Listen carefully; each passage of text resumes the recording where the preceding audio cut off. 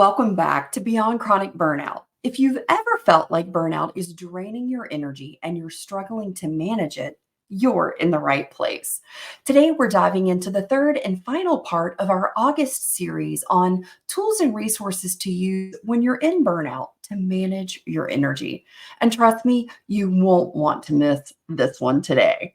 My guest is Tomer Aharoni, the brilliant mind behind an accessibility game changer, an app called Nagish. Nagish is transforming how people with hearing challenges make and receive phone calls by providing real time captions while keeping their privacy intact. This is a huge win for those of us who deal with hearing and auditory processing delays, especially when picking up the phone feels like an impossible task. Tomer isn't just a tech innovator. He's also a co-founder and CEO of Nagish, with a background that spans roles as a software engineer at Bloomberg, a researcher at Columbia University, and an intelligence analyst in the IDF. With a degree in computer science from Columbia University and a track record of published academic papers in natural language processing and the Internet of Things, Tomer is on a mission to make communication accessible for everyone.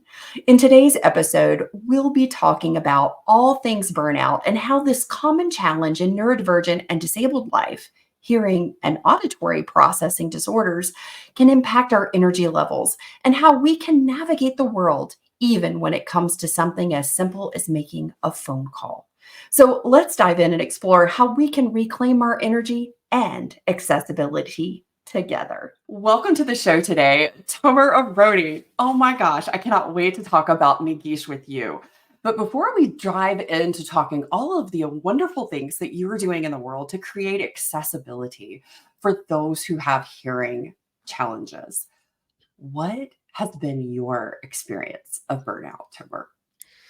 Ooh, wow. So I'll start from the end, and that is that I rarely experience burnout these days, but it wasn't always true. I was diagnosed with ADHD when I was in third grade or maybe fourth grade, um, but I never ever got to burnout as a kid because I really didn't care about school. I was kicked out of high school in 10th grade. Um, didn't think that I can study, and a few years later, I was born and raised in Israel, so I had to join the military, and I was lucky to land a very interesting role in the Israeli intelligence, where I had to stay concentrated for 14 hours a day at least, reading documents and learning new stuff every day. And it was very easy to me. And I was like, how come it's easy to me? Because 12 years I was in school and it was impossible for me to learn. It was just impossible for me to sit straight for just a few hours. And I realized that the pure interest and the pure change is what made me be able to concentrate. So I decided to challenge myself, and I applied to Columbia University in New York, which obviously most people know Columbia, but what many people don't know and don't understand is that the workload at Columbia is just insane. It's not healthy. It's something that needs to be discussed. There are suicides taking place every semester, um, drive by stress. And the thing is that, in general, with the American system of schools, I'm coming from an Israeli country, from Israel, which is a kind of like a European country when it comes to the school system and the university system. Here, students are in charge of building their own curriculum. So you pick your classes. Obviously, you have some classes that you have to take, but if you don't do it correctly, you can find yourself in a really stressful semester. And that was the first time in my life I dealt with immense stress that I just didn't know how to handle with. And I felt burnout for the first time. Now, I didn't know what it was. I didn't know how to call it. I obviously tried to search online and find people who were feeling the same things I was feeling. It just felt so bad. It felt physical in my body. And I felt this way for such a long duration. I think for a full semester, I just wasn't myself. And it made me realize that I need to change something. It made me realize that I need to do what's good for me. For me, it took me a long time to learn this, but for me, what worked was constant change. It was like restarting every few weeks, like not doing the same task over and over again. It was potentially doing less of something if I didn't enjoy that one thing. And over time, I think I learned, and it took me about 2 years of horrible stress and panic attacks and dealing with stuff I never dealt with before and didn't know was like when someone told me they had a panic attack, I imagined something completely different than what I felt. Like I couldn't believe that I was dealing with that. And from that personal journey, I grew to where I am today, which I didn't have a panic attack in like probably at least 5 or 6 years. I didn't feel burnout, maybe like micro burnout from, just working a lot, but I didn't feel like actual long burnout for years and years. And that's because I understood what works for me. I made changes to adapt from my lifestyle. It's always really hard at first to make those changes, but once you make them, you realize that was the easiest choice all along. And it led me to where I am today, leading a company with actually growing. A few months ago, it was 8 full-time people. We're going to be 30 full-time people pretty soon. So it really, really changed my perspective on anything, on everything. And the way I also manage our team and make sure that they don't experience that type of burnout that I experienced before. Oh, Tomer, like there is so much beauty in what you just shared. And I think that's something that happens to so many of us. I know in my earlier years, and especially in college, I think college was when I hit some of my hardest burnouts. And like you, I didn't know what it was. I didn't have the words to describe it because for me, it was my body was shutting down. I remember one semester, and when you were talking about sort of that self-led piece where we're having to choose our courses, and one semester, I don't think I strategized in how I put those courses together that semester. And I had lots of these 3-hour studio classes, and they were really high stress. Like I did not have a balance of like an easier class with a more challenging class. I had like all challenging classes, and I had taken, I think it was 15 or 16 hours that particular semester, and there was no easy in any of it, and my body just started to shut down, and I was having like these panic attacks. But I, like you, I didn't know how to describe it because that was not what I thought a panic attack would feel like. And then my body, I was just got sick, and I had to withdraw and finish the semester the next semester. I mean, it was just awful. And when you talk about these different things, because so often burnout for so many neurodivergent and disabled people lead to suicidal ideation and suicidal action, and it's not talked about nearly enough. And I think when we start to, number one, for those of us who are late identified, or those who are early identified, and you're just starting to unpack the different layers of what it means to be this sparkly, wonderfully wired human, and it's not just your brain, it's your body, we start to also discover these layers to ourselves. Like for me, it was that I also have an auditory processing delay. And it's like, why did I hate talking on the phone so much? Why did big, noisy places like going to a restaurant with friends, why was I so exhausted afterward? Because I was using so much of my energy to try and filter out to hear what someone was saying. I didn't even realize that I had learned to lip read, that Yeah. that was how I was getting through so often. And as you were just sharing your personal journey through this, and thank you so much for being vulnerable and open and courageous to share those, because I don't think it's talked about enough. But what I really love is that you took this place and you went, I'm going to lean into the things that are happening, that are sparking my joy, that are like, holy cow, I didn't know that this was possible for me because these things were so hard before, but now I found this way. And you built a company and you're using your incredible skills and talents and abilities to do what you're doing today. So, Tomer, share with everyone who you are as you have co-founded this amazing product called Nagish and what it is. So first of all, tell everybody who you are.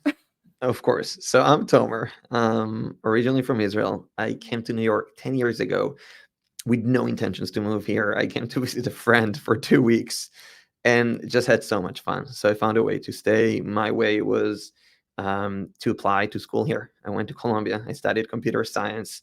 Um, I actually didn't start with computer science because I mentioned earlier that I was kicked out of high school in 10th grade. I didn't know any math when I entered Columbia, and I didn't think I could do computer science. So I started with psychology, which I really liked. I ended up getting a minor in psychology, but it was a bit too easy, I'd say, for me. Like I didn't feel like it was challenging enough. So I switched to econ, and econ was really boring for me. Like I just didn't like it. So I took one computer science class. I had to take all the math classes and get up to speed, which was challenging, but eventually doable.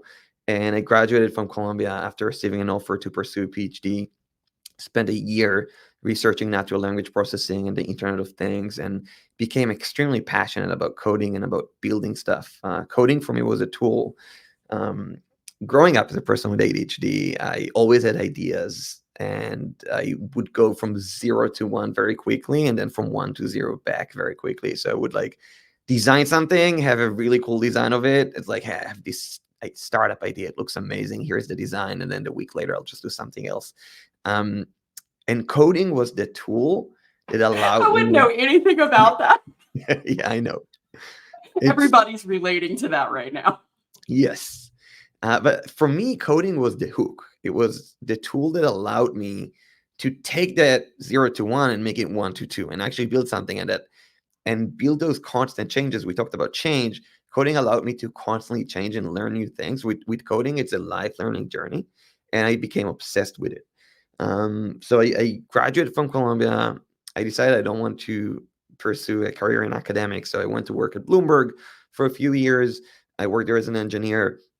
And during my time there, talking about change, I built a lot of stuff as side projects. And practically 99% of these projects I built together with Alon, who's today my co-founder and a really good friend. Alon is a genius engineer. He's been coding since he was 12. Um, did it throughout, actually also went to Columbia, but just for fun, really. I did it part-time while working full-time. And we built a lot of stuff together. And a few years ago, actually 6 years ago, almost 6.5, I got injured. I had a very severe ankle injury. I completely shattered my leg. I still have 2 plates and 11 screws in my leg, but I couldn't walk for almost a year. I was temporarily disabled, couldn't walk, couldn't take the subway because most of the stations are not accessible. I know they're working on that, but it's still not there. And it really made an impact on my life. It made me realize that I now have this superpower that is coding, being able to build something from scratch, and I can use it to make people's lives better. So Alon and I started building projects around accessibility. We've had one project that we called Tact Post that allowed people who were blind to send and receive gift cards and greeting cards in Braille, which was very cool. It used like 3D printing. And then with another tiny project that we called Nagish, that was meant to make communication accessible for people with hearing loss. And the name started as a joke. Nagish means accessible in Hebrew. And we're just like, how are we going to call it? Okay, whatever, just be accessible. And it just piqued so much interest. So we built Nagish overnight at a hackathon at Columbia. We won the best hack for social good. Google were there. Actually, three things happened. So JP Morgan were there. They awarded us with the best hack for social good award. Bloomberg were there, and they invited me to interview with them, and I landed the job with them. And Google were there, and they wanted to write a case study about us because they loved the project. So that case study first made us develop the project further and actually build something that works and not just a proof of concept. But it also led to us being invited to speak at Google Cloud's annual conference in San Francisco, where 50,000 people attend every year at that conference. So we attended the conference, we had a case study, and Google said, you know what, everyone loves this project so much, we want to have an ad for Google Cloud with you in it to show what students are building with Google Cloud. So we did the ad. It gained a lot of traction as well. It got like 50,000 views. And it was just shortly before COVID happened. During COVID, deaf and hard of hearing individuals were in a dual isolation. They were isolated like everyone else, but they were also completely isolated from media, from crucial communication, from being able to contact emergency services. everyone switched over to meeting over Zoom and socializing over Zoom. Zoom didn't have captions at the time. It wasn't accessible for people with hearing loss. And we were slammed with requests to make Nagish available to more and more people. Back then, Nagish didn't have an app. It was an add-on to Facebook Messenger. It was really, really hacky. And we decided, you know what? We have more time. We're working from home. We're going to spend nights and weekends building something. So we made Nagish a thing. We made it an app that people can actually download and get access to. We made it completely for free. We didn't understand how expensive it's going to be. So we made the app free. I think the first day we got like 100 downloads, it felt insane. Today, we get way more than that every single day. But back then, this was like 100 people want to use our service. There's no way. And very quickly, these people had feedback. They needed more features. They needed support. And we were two engineers working full-time jobs. Alon was still studying full-time. So it became like three full-time jobs talking about burnout. We needed to do something. It's like, are we making this a company? We didn't know if it can be a company. We didn't know if we can build a viable business model. And like, I think there are many people with really good intentions, like amazing people that really care about making a change. But I think that a company must be able to self-sustain. You must build a very strong business if you actually want to make an impact. If you want to change people's life, if you want to get to more people, you need to build a sustainable business. And we didn't know back then if Nagish was a sustainable business. We knew that it's making an impact. We knew that we wanted to keep doing it, but you can't reach scale with grunts. You can't reach scale with 100 users. So we found a way. We learned that the FCC, the Federal Communication Commission, which is the federal government, was running a fund to make communication more accessible. And historically, all the providers in the fund were using stenographers, captioners, and sign language interpreters to make calls accessible. And putting sign language interpreters aside, because that's crucial, people who are deaf rely mostly on sign language, and captioning is not necessarily an alternative for them. But if you look at the majority of people with hearing loss in the US, almost 40 million people, most of them don't sign. And the fact that they have to rely on a human stenographer or a captioner to communicate just felt insane to us. So we did what everyone told us not to do, and we applied for certification from the US government. We got certified last January. It took 2.5 years, but we made it. And now Nagish is self-sustaining. We are offering our services for free.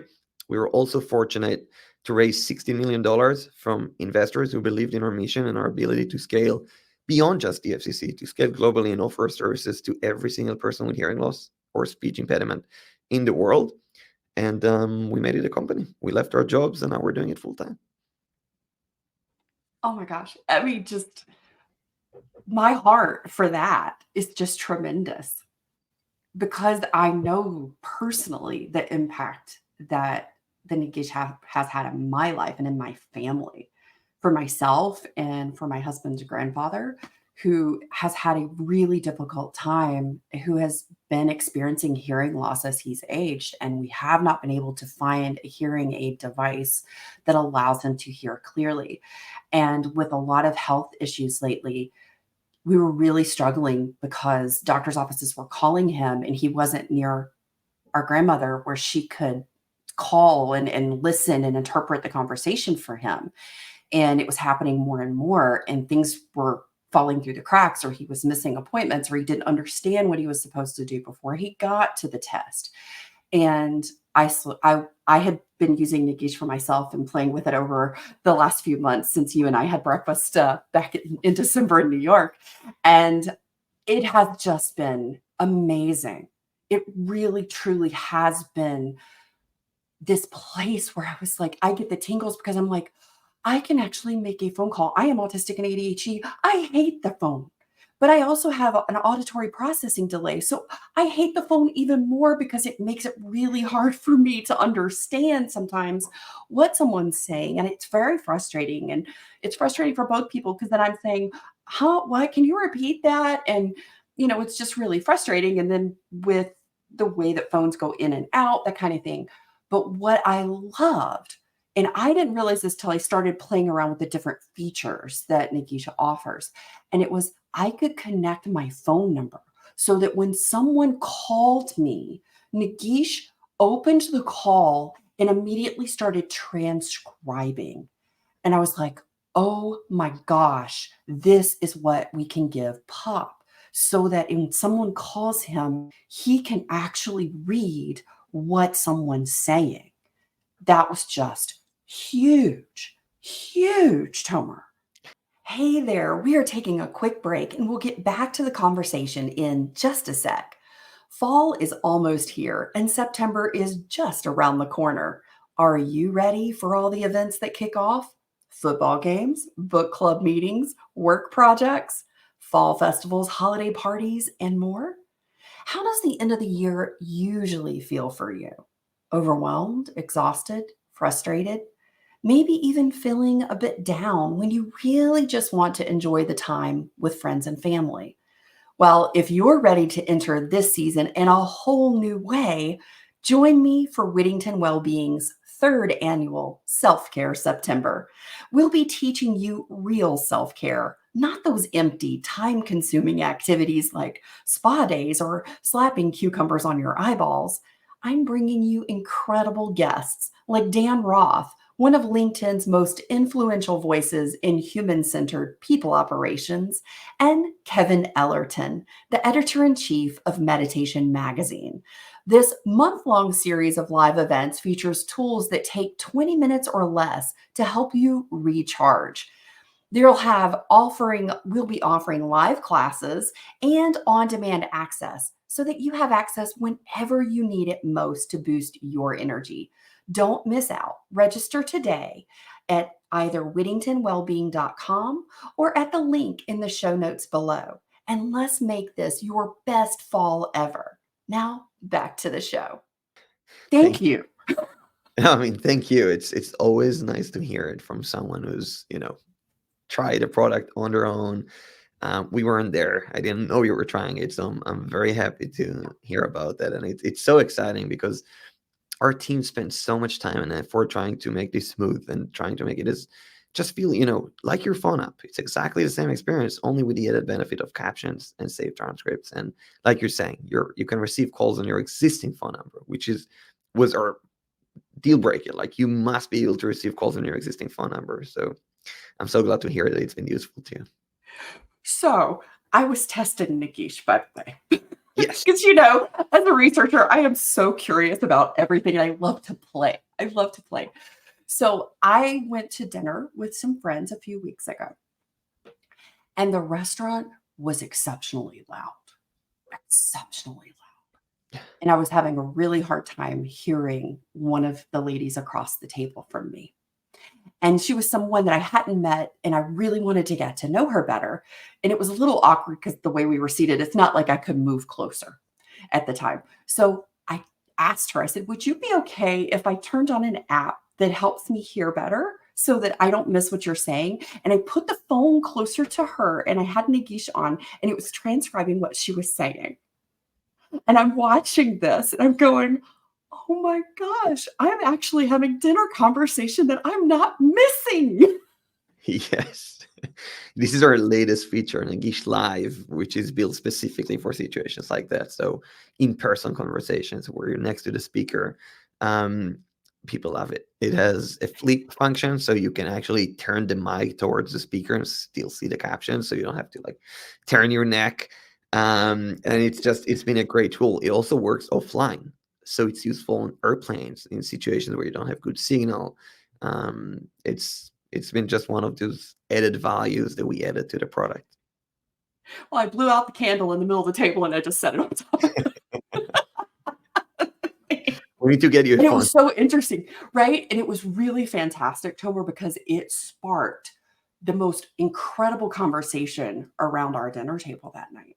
That's awesome. That's amazing. And we had so many people that were like, oh my gosh, I could actually use that. I don't have a hearing problem, but that would make my life easier. And then people were saying, oh my gosh, I didn't realize that I had been really struggling with some auditory processing delay, or background noise has gotten really hard for me as I've gotten older because all my friends are in their 40s and 50s and older. And it was really interesting because, of course, I have some of my ADHD and autistic friends at the table, and they're just like, oh, wow, because I actually need to hear it and see it. This allows me to process the information faster. I never thought about this before. So everybody at the table is all of a sudden, everybody's like, how do I download this? And everybody's downloading. I mean, this is honestly, and I think if you guys are listening to the conversation and just kind of are ready to explore and play and to also help Tomer and his wonderful partner Alon get this out into the world more, just start sharing it, start using it with your friends, with your family, because like my family, this has really been a lifesaver, a health impact tool, because that is something that we were really having a challenge with, not being able to hear doctor's offices and things like that. And from my burnout work, I'm beginning to work with first responders, with police departments and fire departments and EMS services. And this is one of those things that really comes up, especially under stress, because for me, I have situational mutism. And when I am very, very scared, I can't speak. My brain is working, everything's going, but I can't get the words out. And this is something I talk to first responders about.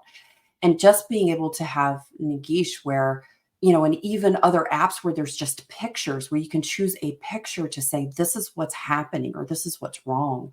But to be able to transcribe, have someone speak, a first responder speak, and you being able to read it, because sometimes in stress, our ears are not processing the sound. Right. And we need to see it. I mean, this is amazing, Tomer. Thank you. Thank you so much. And yes, especially during emergencies, especially for people with hearing loss, sometimes it can be, obviously emergencies are always scary.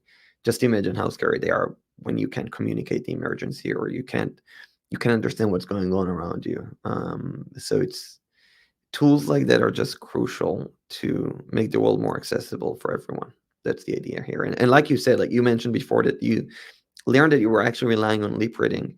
It's very interesting. During COVID, when many people started wearing masks, they realized that they actually don't hear well. Our brain fixes for hearing loss with lip reading and other visual cues. But as soon as people started wearing masks and hiding their face, hiding their lips, so many people realized suddenly they were impacted by hearing loss and they never knew about it. So these tools just here to make it easier. It really is. So, Tomer, walk people through, where do they go to download Nagish to get the app on their phone? How do they start using it? And what are just some best practices or awarenesses that you would like them to know as the creator and co-founder of this fantastic tool? Absolutely. So it's very easy to get Nagish. You can download it for iOS and Android devices. Every single device, smartphone or tablet, it works on all of them. There are two ways to find it. Either go to nagish.com, that's nagish.com, and click get the app, or just search on the App Store for Nagish, Nagish. Once you get the app, it's a very straightforward registration process. If you do have hearing loss, we ask you to provide some personal information. The only reason we ask for this information is because of government regulation. The FCC requires us to ensure that eligible individuals benefit from these services. So you'd be asked to provide the same information that you provide when you register with a new cellular carrier, for instance. So your address, full name, last four digits of your social security number. Once you register, we ask you a few questions. How do you prefer to communicate? Do you prefer to speak, or do you prefer to use the keyboard to communicate? What are your listening preferences? Are you using hearing aids or cochlear implants? Do you prefer to have loudspeaker turned on by default, or do you just want to use it in your ear and just look at the phone whenever you miss something to read captions? From there, you're in. The app looks and feels exactly like your native phone app. You can choose if you want to use Nagish only for outgoing calls or also for incoming calls by linking your existing phone number. You can change the font size, make it larger, make it smaller. You can play with the different features that we have. We have a feature called Personal Dictionary. So Nagish uses AI. The Personal Dictionary lets you index specific words like my name, Tomer. It's not an English word, but Nagish gets it right every single time because it's saved in my Personal Dictionary. and you can just call anyone. You can call and the call will be captioned. When you're done with the call, you'll see a saved transcript. You can share it. You can save it locally on your device, and you can discard it. As simple as that. And I love that feature. And that was something I didn't realize till you were telling me about it. And I didn't realize that the text was saved from my chat, from my phone call, from any conversation or anything I have with Nagish. And I was like, that is really tremendous because I can't tell you, especially under stress when I'm trying to make sure I'm giving the right information and someone is giving me information to receive. My brain doesn't always remember everything. That's why I'm such a visual person around those types of things. And to be able to have that and go back and reference it and go back through to say, oh, well, what is it that I need to follow up with? Or what do I need to have for this? Or what did I tell this person? Exactly, so that I don't miss maybe something that I said I would do for someone. What I also love is if you would share with everyone, because this to me really stood out when we had breakfast together when you mentioned the privacy part.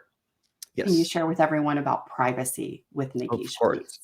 So obviously, when you use a new app, especially communication app, people have privacy concerns, especially when we ask you to fill out personal information. The actual reason we ask you is because Nagish is certified by the FCC to provide a caption telephone service to individuals with hearing loss. What that means is that Nagishi is private by design. Not only do we adhere to the highest security standards, but we're also obligated by the government not to store any content from your conversations, not to use any content from your conversations for training purposes, and really not to do anything with your data. So your data stays completely safe. We don't use it for marketing purposes. We don't sell your data. We only use it to provide you the best possible service. And you can rest assured when you use Nagish, it's as private as any other phone call. All the transcripts are saved locally on your device. No one has access to them but you. And one of the things I think stood out to me most when you were talking to me about why this was so important to you and why you guys came together to really create this was because there's such a tremendous lack of privacy before Nagish. Right. So that's a different aspect. Basically, before Nagish, if you have had hearing loss and you wanted to place a phone call, your only way to do that was to rely on another person, a stenographer, a captioner, or a sign language interpreter. While usually, in not usually, but in 99% of the cases, these stenographers are professionals who were also certified by the companies that provide services to the FCC to provide these services, and they should always keep confidentiality. They're humans, and there's another human on your call, and there's someone else listening, and it can be awkward, and it can be not private, and you never know if your information actually stays within the conversation. Obviously, it should, and I don't know personally of cases where it didn't, but it's about how you feel. And personally, I know that I don't feel comfortable having a conversation with my mom or my best friend or my girlfriend when there's another person I don't know on the line. And Nagish solves that by allowing you to have a direct phone call. Whether you're speaking, whether you don't feel comfortable using your voice and you prefer typing, Nagish will convert whatever you type into text to speech, into speech basically. It just allows you to call anyone and receive calls from anyone. The other side doesn't need a Nagish app, and your calls are 100% private, secure, and direct. I love that you can type in what it is that you want to say, and then it can be relayed with a voice on the other end. Exactly. Yes. That piece of just bringing back that privacy, that agency, that personal power that I can share something very intimate, private, or that's just very personal to me with another person without someone else being privy to this. And you did mention something earlier before we started recording that I think is really critical to mention to folks too is that Nagish doesn't store any of the information. And if you uninstall the app, any text that you've had stored there is gone. No one keeps it. It's not there. That's pretty key. Is there any other features or anything that you think you would like people to know around using Nagish and its privacy and storage? Yes, of course. So everything about Nagish is customizable. That's the most important thing when you're building accessible products. You can change anything. You can change any setting. You can use your voice to communicate, and you can use your device's keyboard. Nagish supports calling automated services when you have to navigate through phone trees. It captions everything. It captions everything on your call. Accuracy rate is over 97% on average. Very, very accurate. Very fast. You barely feel any latency. When people receive a call from you when you use Nagish, it comes from your existing phone number. So you don't need to do anything. They know it's you and they can call you back. You can receive calls on your existing phone number as well. I mentioned the personal dictionary. The best way to learn more about Nagish is just to explore the app. Go into the settings tab. This is where all the features live. You can change languages. Nagish support English, Spanish, French, Japanese, Hebrew, and many more languages. And really just play with it. Get a sense for it. It's the same phone call experience that you may be familiar with, only with the added benefit of captions that are stored locally in your device and are always accessible. I love that so much. Tomer, what is the thing that is sparking your joy most in the world right now as we wrap up?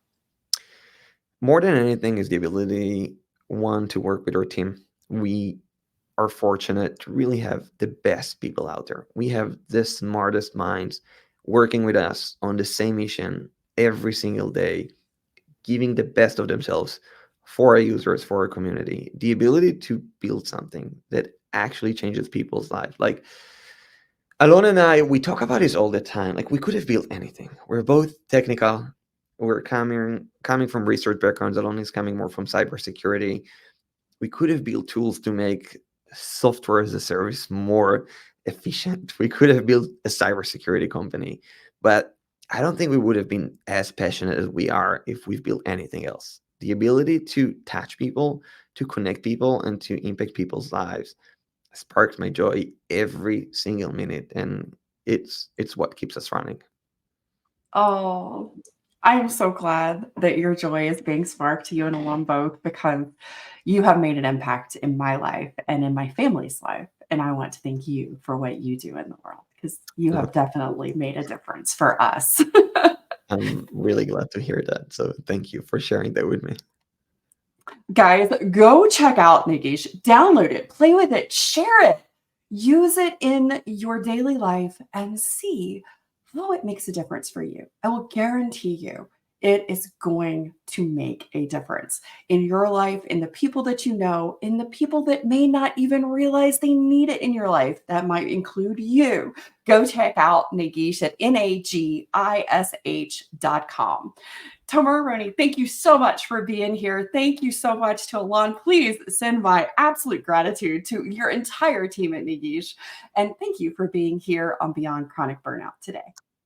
Gratitude flows as we come to the end of another incredible episode of Beyond Chronic Burnout.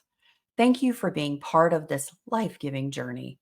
I'm Carole Jean Whittington, and I'm inspired by your commitment to growth and restoration. Keep applying these insights to your life, and remember, we're here every step of the way together. Share this podcast with others who could use a boost of energy and to know that they're not alone. Let's create a ripple effect of compassionate curiosity about who we are. Until next time, take care, stay energized, and keep thriving, my friend. Hey there, I'm Carole Jean Whittington, your guide through the waves of burnout. Turn the tide, feel the sun on your face. Let your worries subside. Together we'll chase the dreams you've always denied. No more stress, no more feeling distraught. I'll show you how to find the joy that you've sought. In every moment, let your happiness ripen. Let's ride the waves, feel the positive vibes deep within. Ride the waves of life, let your worries go. Find the strength within to let your true colors show. With Carole Jean Whittington, guiding your way, you'll embark on a journey to a brighter day. On through winter, brighter day. Feel the sun on your face. chase the dreams you've always denied.